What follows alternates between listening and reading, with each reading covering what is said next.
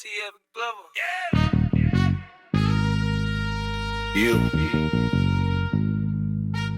Deal. DM Blek and DL. Match together. Diesel in my bloodstream, nightlight flash. East Coast soul, but we run that map fast. Reefer humming low while the miles stack tight. Tires hitting black top like a payday night. Snow on the windshield, thick on sight. Mountain stove curves, but we lean just right. Truck stop, legends move quiet in the grind. Road story heavy on a trucker's mind. Let's go. Welcome to OTF Global Podcast. I think we are on episode 5. We said what we're going to do is have milestone shows. And let's face it, a lot of people it's this thing called pod fade, where people get into around this time, between 5 and 10 episodes, their show just dies. I am determined not to let that happen to OTF Global Podcast. I'm your host, Blek. I'm with my man, DL. What's going on? What's up?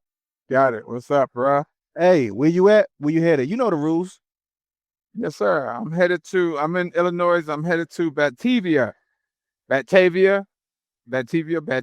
Illinois. Pick up a load. Then I'm going to take it down to Tar Heel, North Kakalaki. Okay. Me, myself, I'm headed to Sulphur, Texas. And, so I should be there in about, it says 4 hours. But I'm going to shut it down in about 3 hours and 30 minutes. I'm going to try to anyway. Yeah. But as you guys know, we are a rolling podcast, number one rolling podcast, OTF Global. But yeah, man. The number one. The number one. Yeah. But yeah, man. So how life treating you out here on the road thus far? Man, let me tell you, man. You know, I always got something to gripe about, boy. I kid you not. God damn it. DL's great. I told you we're going to make that a segment. Man, I went and picked up a trailer, looked inside. The trailer was dirty. Went to take it to a blue beacon, man, the closest blue beacon. Had one damn bay and a line of trucks, man. It took me over an hour or maybe 2 to get out of that joint, man. That's why I'm just now headed to my 01, my pickup, man. I was supposed to pick this load up at 12 o'clock. I'm late as late can get. They say, welcome to trucking. Yes, sir. You know what I mean? Yeah, well, man. Since you're going to grab, I could throw one in there. When I went to go pick up my load, what are those little things that they, I guess they like the trailer dollies or something? Those things that hold up the trailer? Yeah, the trailer stands. Trailer stands. They had about 4 of them. And look, what's funny is I went to go pick up my paperwork, and the lady say, "Yeah, go ahead and you could dock in your door, slide your tams, and you go ahead, bump the dock." I said, "Okay, cool." I get out there, all the little them little trailer dock things is all in that aisle, only in that aisle. So I had to move them. I said, "What?" Like this shit, it just be funny at this point. Like, what? Yeah. Of all these docks out here, Before, didn't it? Yeah, it happened to me before. Yeah, and the girl tried to cuss me out, and I wanted to cuss her fat ass out. I wanted to cuss her fat ass out. Like, come on, what you doing? Where you moving them to? Like, if they wanted my fucking way, I wouldn't be moving them. Come on here. Don't get me started. Yeah, that's all right, y'all. We did not switch places. I know it's usually me tripping, but we all go through these days, man, when we have it like that. Oh yeah. And again, we want to thank everyone for joining us on this ride, OTF Global Podcast. Oh, by the way, we are in the midst of building a website and getting some sponsors together. When I told y'all last episode, this thing's kind of taking off fast. It really is. So I guess people want to hear what we got to say, and they like what we're doing. So because it is about trucking, but trucking is about life. So this really is not just a trucking podcast. This is about life. You know what I mean? So real talk. And for those, I'm sorry for cutting you off, bro. You good? Those that are interested in more trucking information or whatever, both of us, we have our own individual YouTube pages as well, where we do shorts. Bleak is the mastermind when it comes to shorts. He got it going on. He's, go to his OTF global YouTube page and blow that joke up, man. Like, comment, share, and subscribe. I got mine, the Lions Den YouTube channel. Go to it, blow it up, like, share, and subscribe. Bleak does his shorts basically on what he deals with in terms of picking up loads and basically vlogging, truck vlogging, basically. Truck vlogging, yeah. And I do mine on basically rest stops, rest areas and truck stops. I do a review on them so people can have some kind of idea or understanding what it's like. You don't have to agree. I got some comments on it now where folks don't agree, and that's fine. That's what it takes for the world to go around. You know what I mean? I don't want everybody to always agree with me. Just I want you to engage any way necessary. Oh, hell yeah. Oh, well, we just gonna get to talking now because y'all just a part of the conversation. But hey, so look, I did order that. I went and ordered the TV today, so I'm gonna have to figure out exactly how I'm going to I guess I'll install it. Yeah. I'm gonna figure out how to install it. But let me ask you a question, man. Did you ever take your tape measure? Yeah, I did. It can fit. It would just be barely in it. Like it can fit. It probably give about a half an inch on both sides, give or take, I would say. So that's why I know it can fit. I just don't know how, I was on a Discord with some other truckers and they were saying that I would have to use some type of bracket that can screw into the actually the window. Like I got. Yours screw into the window? Yeah. Okay, well, yeah, that's the one I probably need. Something like that. I used the screws that's already in the window, back them out, put the bracket up there. Where you get the bracket line from, up though? and everything. Walmart. Okay, gosh. It's the same manufacturer as my lights. Okay, gotcha. What's that? ONN? Oh. On or whatever. On, yeah. Yeah, on, yeah. Well, shit. I'm gonna have to get the same. Well, I can either do that or what is it? Amazon order something. I figure that part out. Yeah. But yeah, that's something.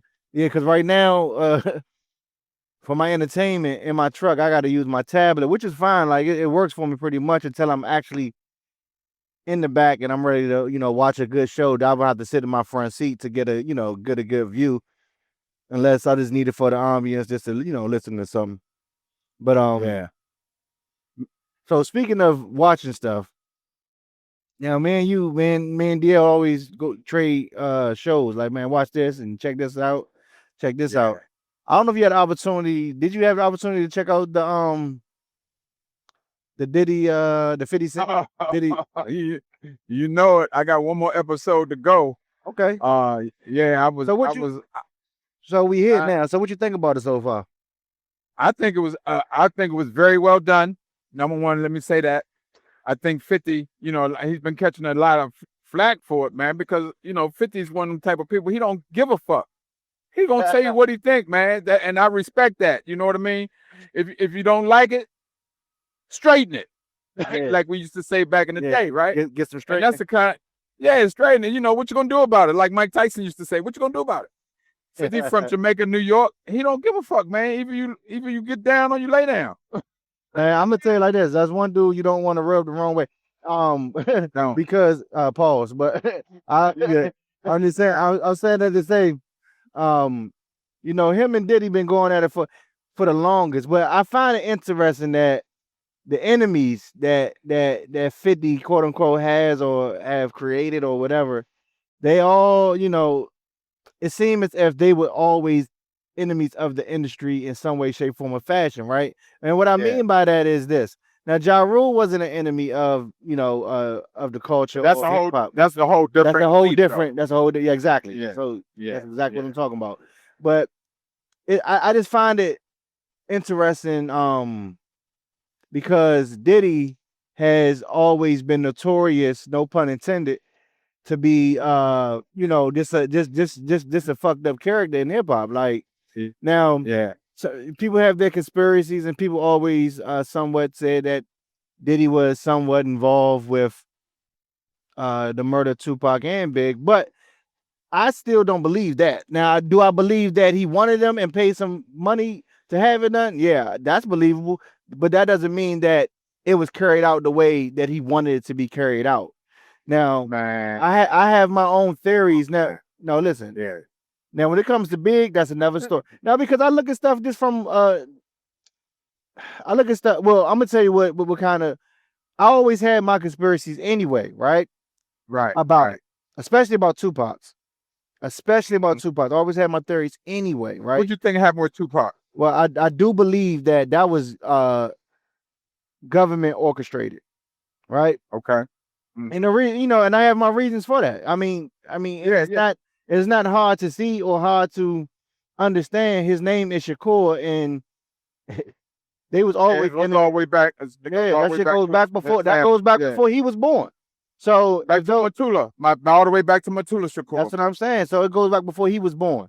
And if those that know history, and for those that's living, Assata Shakur also. Assata Shakur, who just passed away, rest her soul. Joanne Chesamam. There you go, man. Awesome book right there. Assata. If y'all never read that book, if I put it this way, if you wondering why I'm saying what I'm saying, go read that book. Go read Assata. Which I have, but I still disagree with you. Which is Tupac's godmother. But hold on, real quick. Let me finish my point and why I'm saying that. Because I had my theories prior, right? Just knowing, understanding the history of the Black Panther Party and the Shakurs and the African Liberation Army. I always had my theories as to why. But later on, it's a book that came out.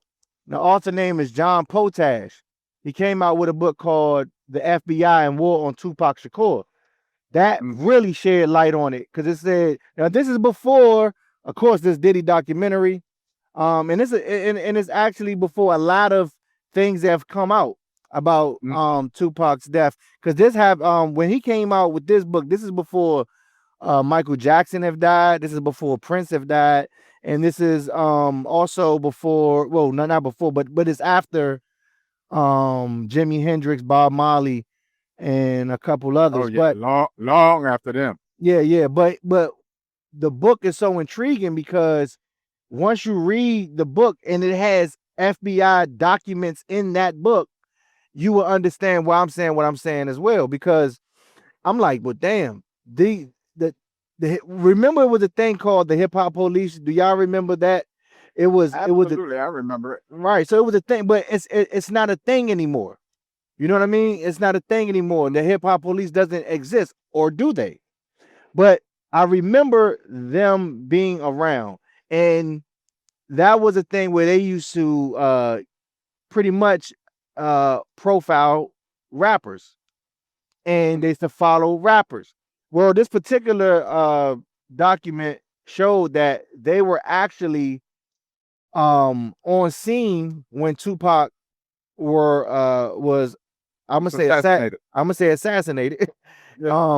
And because they had footage of the I said, so if they had footage, where is that footage being used? You know what I mean? Like, where is it being used? And just some of the things that was being said and just how everything just lined up. I said, yeah, this wasn't just the typical beef, even though it have come out and said, and this guy, Keefe D, have come out and kind of confessed to it. I still don't give it but so much credence because at the time when he did it, I think he was just clout chasing. You see what I'm saying? I think he was trying to put. I really believe. Let me. I really believe he was trying to put pressure on Puff to pay the rent. Basically the money for the hit. And I think the reason why Puff really never did was really saying, "Nigga, you ain't really do this shit." You know what I mean? Like you ain't about to. But go ahead. I'll let you jump in. I'm gonna tell you, man, straight up. I feel you on all the government conspiracy theories because I'm a conspiracy theorist myself. Got a damn degree in it. However, let's just be real, man. That whole Keefe D thing, Keefy D was a real dude, man. I'm not saying he not. Didn't need no. I know you're not. I'm just saying. He was a real dude. He was a real gangster. Didn't need to chase no clout. He had clout. He had clout when it came to the Crips organization. Had huge clout, right? The thing is, man, I'ma just call him Sean, because I'm an older dude, man. I never understood this whole Puff thing anyway, right? But Sean has always been soft. Let's just keep it 1,000, right? For sure. So I don't see him stepping to Keefy D or nobody. And the fact of the matter is, Keefy D could have took it from Sean if he wanted to. But they went through another dude. Right. Zip. They went through Zip, who was a real dude, was a real thug, was a real gangster, right? And if you, and I know you do, but I'm just talking about the audience out there, if y'all understand that mentality, man, then you can understand how it could have very easily had happened. The reason I believe the Keefy D story is because Keefy D had a proffer. They don't just give proffers to anybody, especially a case that's already been solved. And for it to have been a government thing, it had to already have been solved, at least in their minds. Okay? Keefy D had a proffer, right? Tell us the whole 9 yards and you walk, basically is what they're saying. There's some other shit in there, but basically that's what they're saying, right? Uh-huh. So he talked about Orlando Anderson, which is his nephew, and the beef Orlando had at the damn hotel in Vegas the night of the fight. Let's just be real. I love me some Tupac, man, but Tupac was not a gangster. He didn't grow up with a gangster mentality. In fact, he could argue he was the opposite of a gangster. I'll put it this way: he was more than a gangster. See, that's the thing when people try. I would say it like this: the way that Pac carried himself, he was 25. I think he was hot-headed at times. I think he didn't always. He was highly emotional, so he didn't always think things through. I think as smart as he was, I do believe he let his emotions get the best of him at times, right? Of course he did. Of course he did. But I don't think, to be honest with you, I don't think he was as, I don't know what the word is. I don't think he was definitely thorough, but I don't think he was a agitator. No, he wasn't. He wasn't a. He wasn't a like. He wasn't. He wasn't a fighter. I'll put it that way. He wasn't. No. I'll put it this way. No, let me say it like this.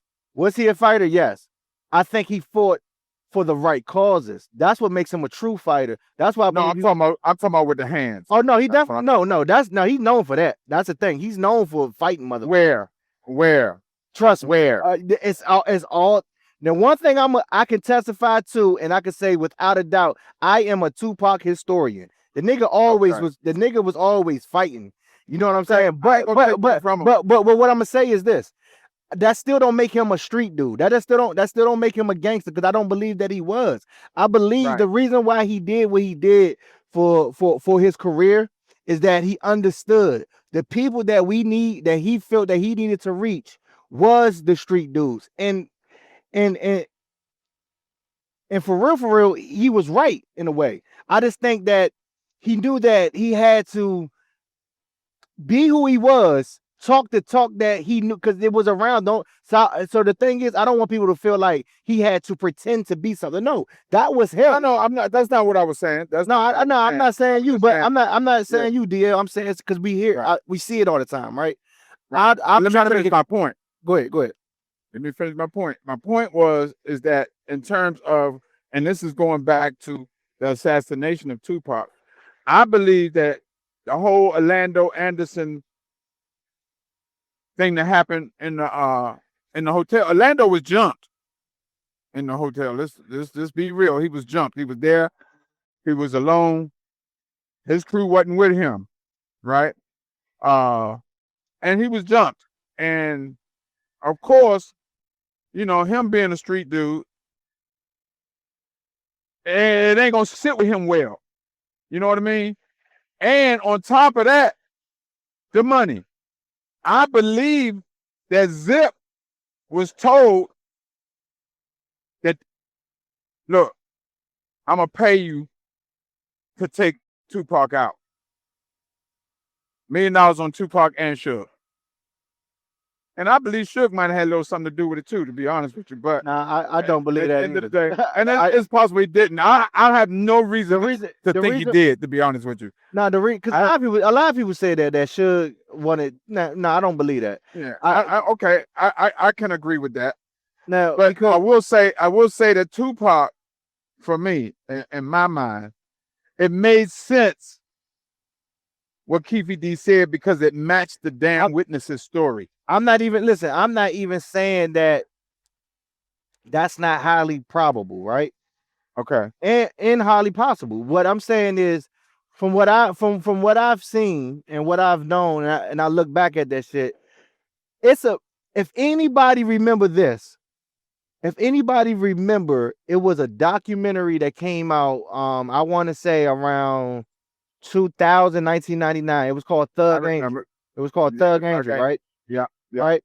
When Thug Angel came out, they were remember, people, it was witnesses that said it was a white Cadillac, right? Cadillac. Yep. If you go back and watch that documentary, you would notice it was how the police put the yellow tape up, and they had, of course, at this time they had reporters there and everything. Right. Right there in the midst of it, I think it was probably about maybe halfway through the documentary, they showed police in the middle of the street, and here comes this white Cadillac. The same exact Cadillac that they said that was, and they just let that car just ride on through like nothing. I'm like, see, PPD said he was in that car when it rode past. Well, what I'm saying is, if you go back and look at Thug Angel. Right. So my point in saying this is, where does that happen? As if the car is, this is the car we're looking for, but this is the car that's allowed to go through. Right. You see what I'm saying? That's what I'm saying. But listen, I hear you, and you make sense. However, and this is staying on topic, so don't take what I'm getting ready to say as if we're getting off topic. But there's a documentary on who killed Malcolm X. I don't know if you saw it or not. Right? It's only a few years old, and I'm pretty sure this brother really unveiled the true killer who's dead now of Malcolm X. And he has documented photographs of this brother standing right there with the police, walking right past the police. Right. So that kind of police that did not know police that did not know he was involved. Not the police that helped orchestrate it, the police that did not know he was even involved. Those police. So begin. Because there's both, But and that's again, okay, so that's a great point. But that's still like my point. When you say that, right, the police who did not know that was involved, but it was police that was involved. So I believe that, and that's why my theory is still my theory. Is that it could be real. I believe that your point. Because I'm saying that to say like this. Even if Keefe D, Orlando Anderson, whoever else was in that car did it, right? I still believe that this was done with the information, understood that the police knew what was happening, what was going on. Now, when you put it that way, that's a fact because what's his name? Reggie White. The dude, Reggie White kind of said that. And that's what I be saying. Like, that's what I be saying. Like, and what's the other dude named Frank something? Was it Frank? I know you. He was head of security. I know exactly what you're talking about. I can see his face, but can't. Yeah, he was supposed to. But that was Tupac's bodyguard, though. The guy you talking about. Right, it was Tupac's bodyguard. He was supposed to have been with Pac that day, but Suge told him not to. Right. He said, "Why not?" He said, "Well, don't listen to me. I don't know what I'm talking about." Then he got a call from Reggie, and Reggie said, "No, you see how things have to be like a But I'm just saying, for Tupac's murder, for Big's murder, like it's things had storm. It has to be a perfect storm for it to go down the way it went down. So therefore, when when it does become a perfect storm, it's all these things that you can question. And that's why I'm like, man, it had to be more than what it was. But, and I will say this, I ain't stupid, nigga. I'm from the streets. I get shit can happen just like that. Nigga can do something, boom, and pop off, and next thing you know, they catch the nigga in traffic. That shit happens. So I'm not saying that. So I'm not saying that. That's again. I say it's highly possible, highly probable.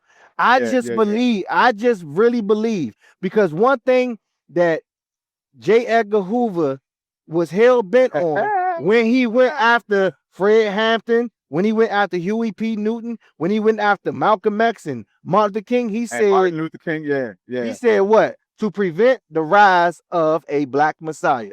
I believe, had Tupac continued to live on, he would have been, he probably would have, he would have, because he would have surpassed the ones that we look at in popularity and in money, and he had the intelligence. So I feel like he's only 25. So imagine he lived another 25 years. Man, come on, man. We're talking about one of the greatest artists ever. And the mindset that he had and the energy he had, I think it would have carried him through. But go ahead. So look here, let me ask you a question. Are you a Tupac fan?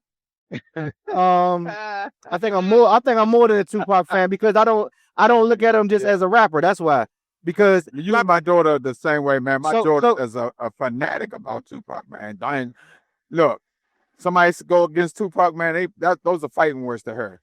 I mean, because some people, me tell you, that's like someone talk about Malcolm X to me too. Same way, because I'm talking about people who put their literal life on the line. Whether people agree with what Tupac said or what he was doing at that time, you got to understand what he stood for. And he said the things that he stood for, he would die for. And I think he meant it with every bone in his body. So yeah, facts. And I think it's important too, and we kind of touched on it earlier today when we was talking. A lot of times, man, people's words are taken completely out of context. Yeah. You know, Tupac never said that he wants to kill the police. He never said that shit.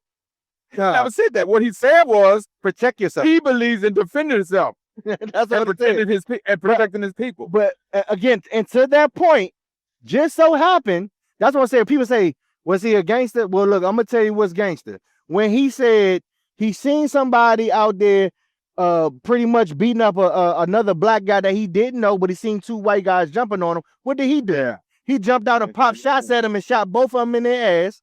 And it turned out that he could have killed them. But he chose, no, I'm just going to shoot these motherfuckers in the ass and let them get the fuck on. Right? Yeah. Yeah. Now, it turned out that they was Atlanta police and they was off duty. But they had the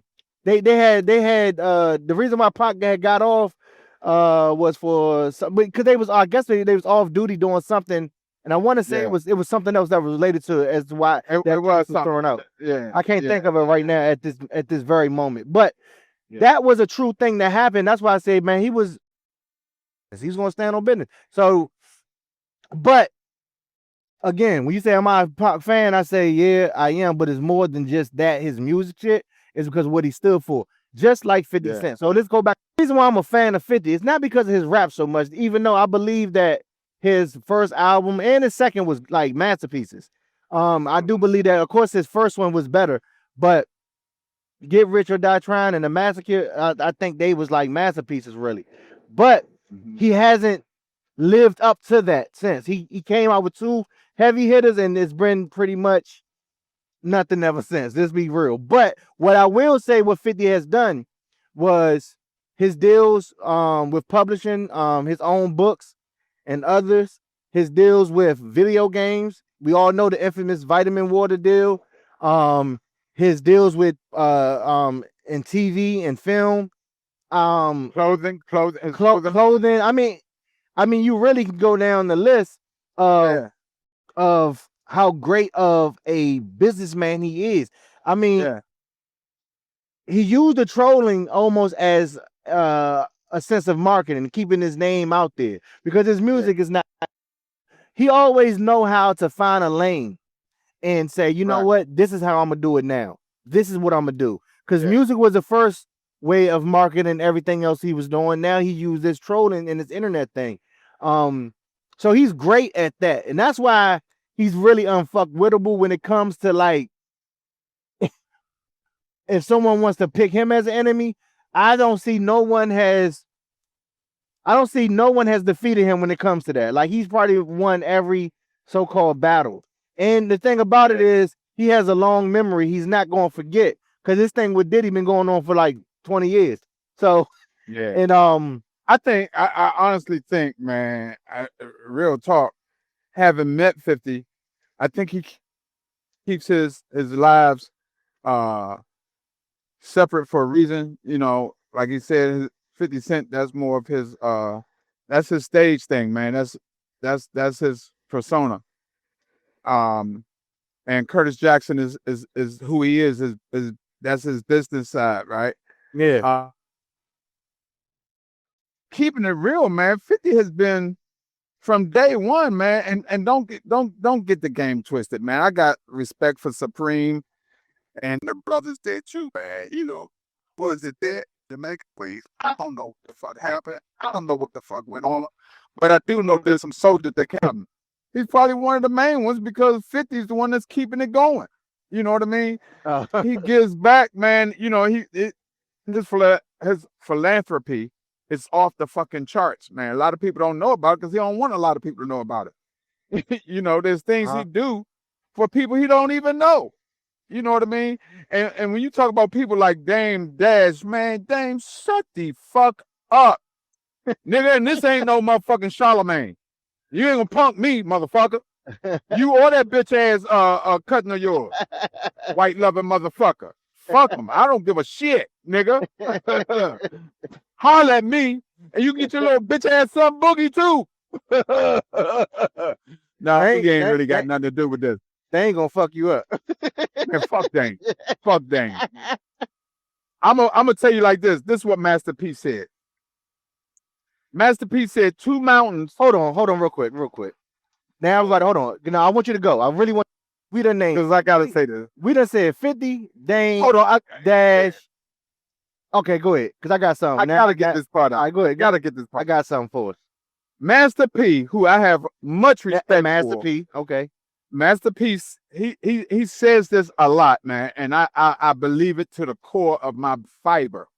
Master P said, man, 2 mountains will never have to meet, but 2 men will.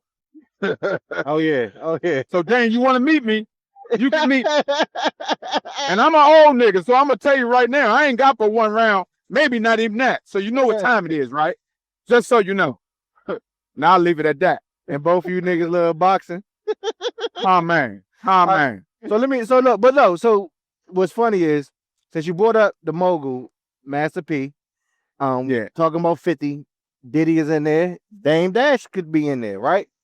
So now the question must be asked. Well, you know we always in our Rushmore bag. Top 4 hip-hop moguls. Top moguls, they don't have to be a rapper, but hip-hop moguls. Who is your top 4 hip-hop moguls of all time? Okay. I'm going to go with Master P, number 1 by far. Okay. Number 2, I'm going to go with 50, right? I'm going to go with Q. I'm going to go with Ice Cube, right? Who come off the, we know what tree of life he come off of. And number 4, man, you know, I got to say, number 4 is really hard for me to say. Because I really don't respect him after what he did with the whole Trump thing. But I gotta give it to Snoop, man. You know, as much as I don't want to, I got to. All right, you know what I'm saying? Those your moguls you rolling with. I'm. Yeah. Let me see. Let me think. I think I'm going to roll with my number 1 hip hop mogul of all time. Damn.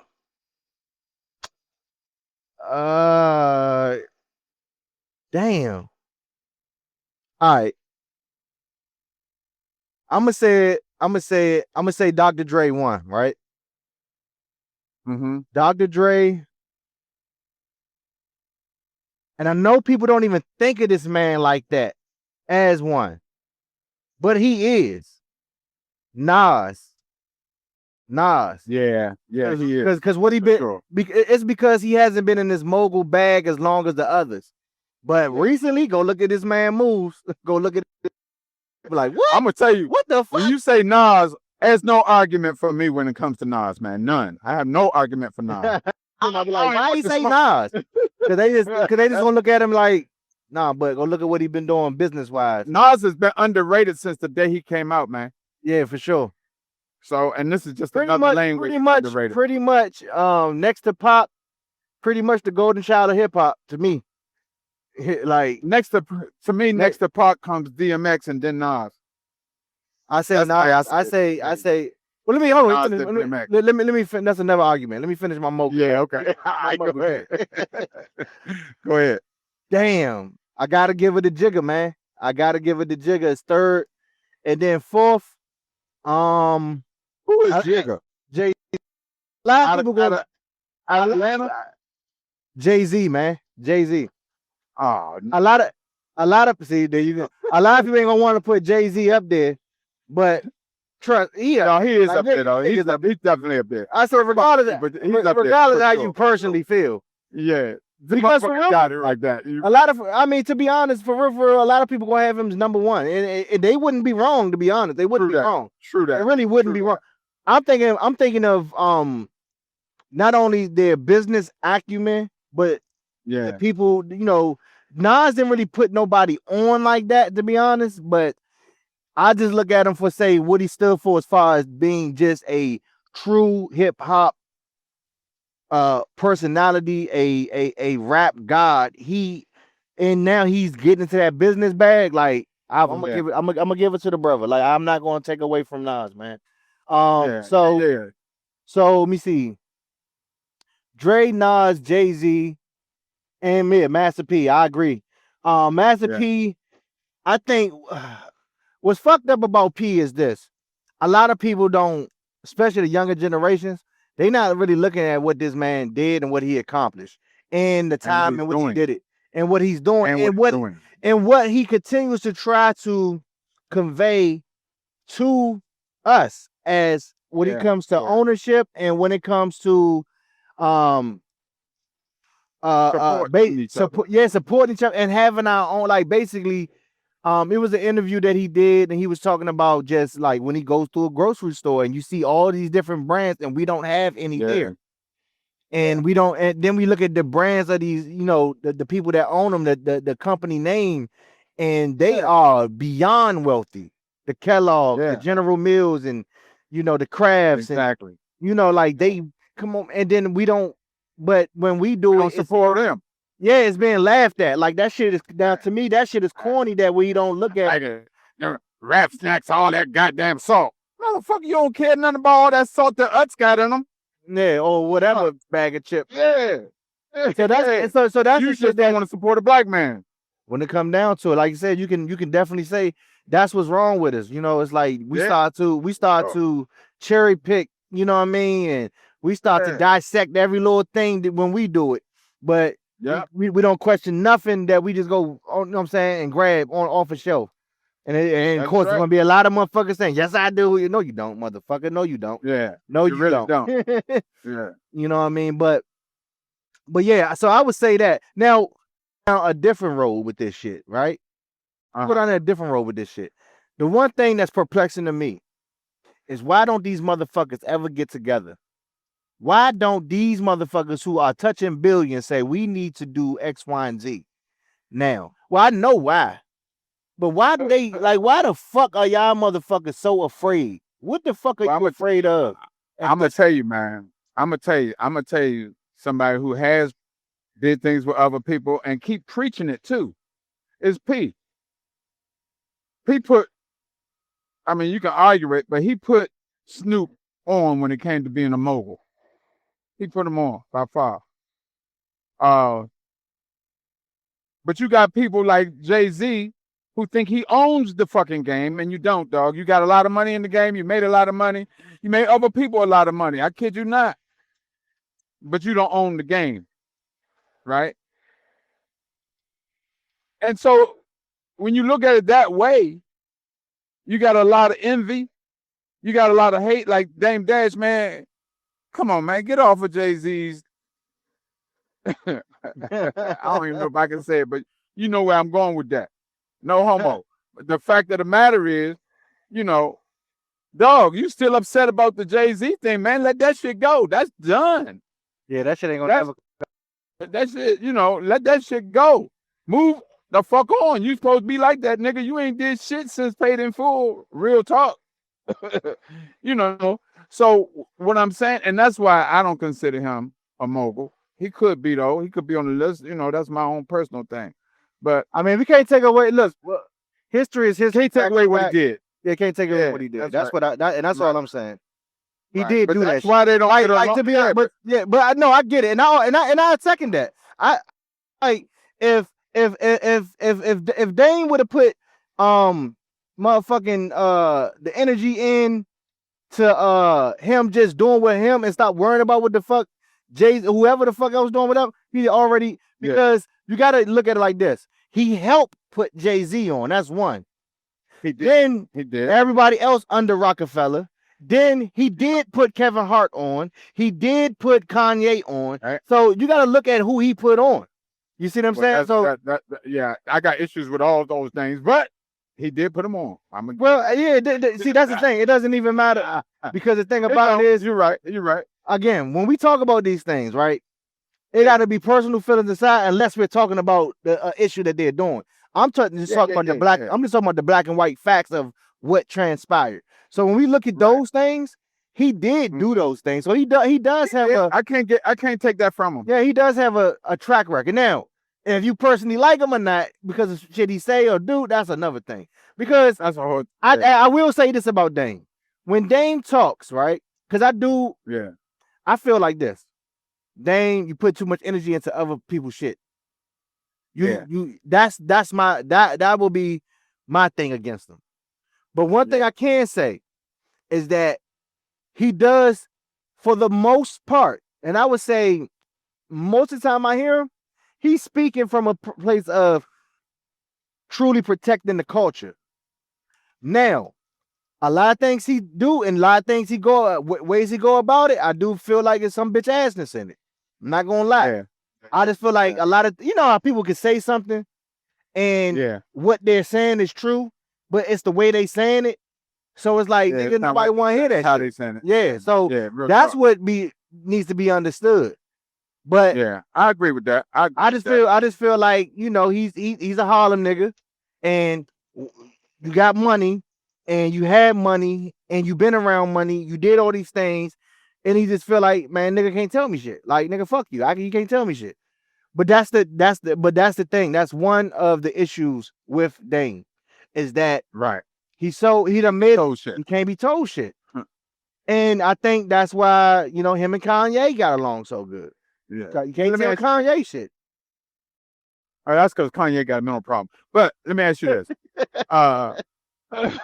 Real talk. Who you think is a larger mogul? P or Dame? And why? Oh shit. I'm gonna have to give the edge to Master P. I'm gonna have to get an edge of it. And I just think he's edging him out just because P don't rub people the wrong way. No, he don't. He don't rub me the wrong way. P has showed, I'll put it this way. And this probably, and to be honest, this is probably the problem that Master P is having. And it's a dumb problem to have, because he has matured past hip hop in the sense of the way he carry himself, the way he think, the way he talk. To the point was that people don't even look at him the same anymore. They don't even look at him like Percy Miller, Master P, bout it. They look at him as Percy Miller. You know what I mean? They don't look at him as Master P from the 90s. From the Cali. Yeah. From the Cali. They don't look at him like that. They don't look at him as the general of the tank no more. They don't. But here's the thing, though. But that's not nothing. There's nothing wrong with that. The problem is this. Hold on, I'm gonna say this. I'm gonna let you go. The problem is this. Those of us that are hip hop fans, most of us haven't matured to that level to understand that. Most of us. Some of us have, That's what but most of us haven't. And right. And the reason, look, I'm gonna say this. I seen this a bitch ass nigga I do not like. I don't give a fuck. DJ Academics. I don't like that little fat nigga, man. I don't like his ass. I really don't.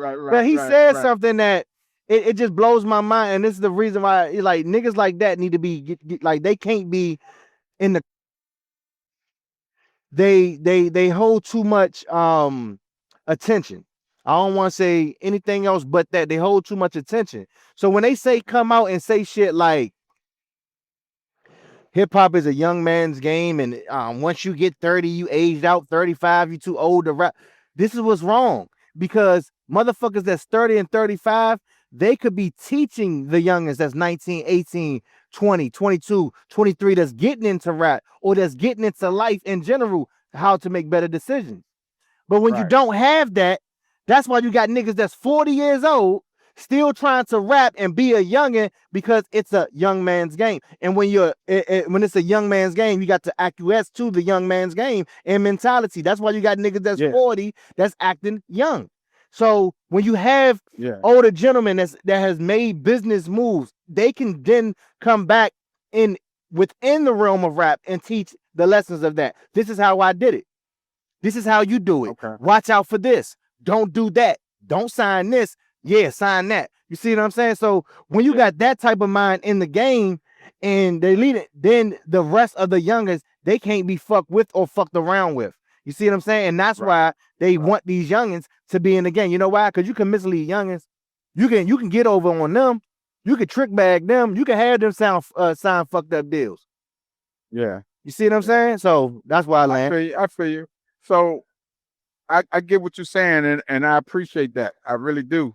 You know, the whole thing is, for me, having been there when hip hop got started and looking at it through now, that's the natural progression of things, what P did. Now, you said Percy Miller. Percy Miller was a basketball player, and he played in the CBA, and then they stepped him up to the NBA. He played for the Raptors, the Toronto Raptors, and he was pretty, as a matter of fact, right?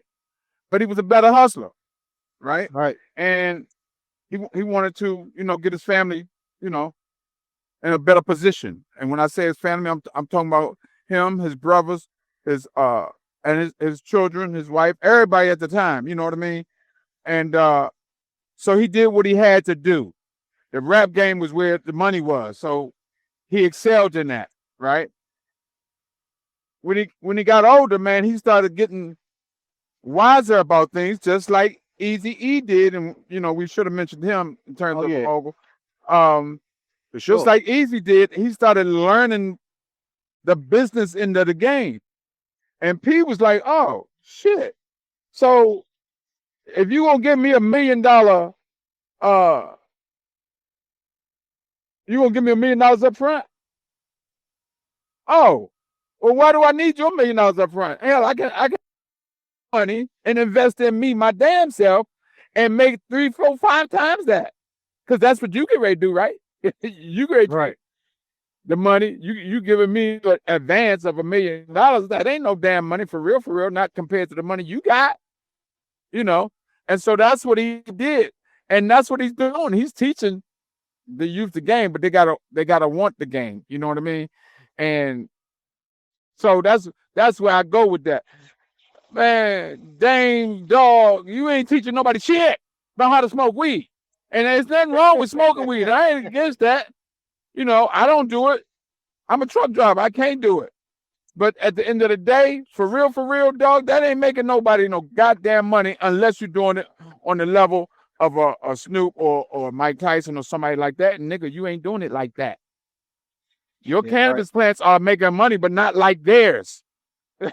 You know what I mean? So that's what I'm talking about, man. Even motherfucking Easy, man, when he was learning from Jerry Heller, Jerry Heller was a motherfucker, man. I don't like that motherfucker. Dark rest his soul. But I can't take away from what he taught Easy. And you got to remember, Easy had a gang mentality, man. He was a gangbanger, man. He was a gangster. So what he learned, he took that and incorporated it into the hip hop game. And as a result, man, I can only imagine how big Ruthless Records blew the fuck up. Oh my God! Yeah, I can only imagine how easy, because Easy. I mean, if you look at how he was on his way. Yeah, if you look at how Bone Thugs and Harmony blew up, yeah, then that can give you a slither of how Easy would have blown up, because Easy the one that brought them into the game. Right. And because he would have had others. So imagine you would have had any. Exactly. Man, he would man, yeah, he'd have grabbed some more talent for sure. He was on his way. For sure. After he got Bone, it was a wrap. He was about to be on his way. It was a wrap. He was killing the game with that, you know. And Bone Thugs and Harmony, man, God bless those brothers, man. Lazy Bone gave my son a contract, man. I'm happy about that. Lazy a real nigga. I met them, and I met Lazy. Lazy a real one, man, for sure. Yeah, that's what they tell me, and for sure. You know, like I say, man, I got love and respect for all them brothers. I mean, speaking, you know, I gotta always drop a little history, right? Yeah. And I ain't talking bad about the brother, because I love Busy too, right? But you know, Busy was on America's Most Wanted when he was real young. Oh yeah. Matter of fact, yeah, for sure. Like I was a Bone Thugs. Like that's my favorite group. So understand. Mine too. And my sons. And I say this, and I say my favorite group. Now, when I say Bone is my favorite group, the reason why I say that, I said because they the most cohesive group to me. Like this other, like yeah. I mean, people they can say, well, what about created the rap harmony, didn't they? Yeah, pretty much. Yeah, pretty much. Yeah. The rap harmony. Yeah, like it was other people rapping fast around that time, but they kind of broke down, like they did it better. I said they did it better, and then they put singing into it, and they put that they brought the harmonizing. They brought that harmonizing into rap. So that's something that cannot be taken away from them. They definitely did that. Facts. You know what I mean? But hey, make sure y'all tune in to the next episode. Keep tuning in. Keep supporting us, man. OTF Global. I'm your host, Blek. That's my man, DL. Any last words, DL? Yo. No, just stay strong, and remember, don't be cheesy. Oh, my God. For God's sake, don't be greasy. That's that food ticket shit. We out.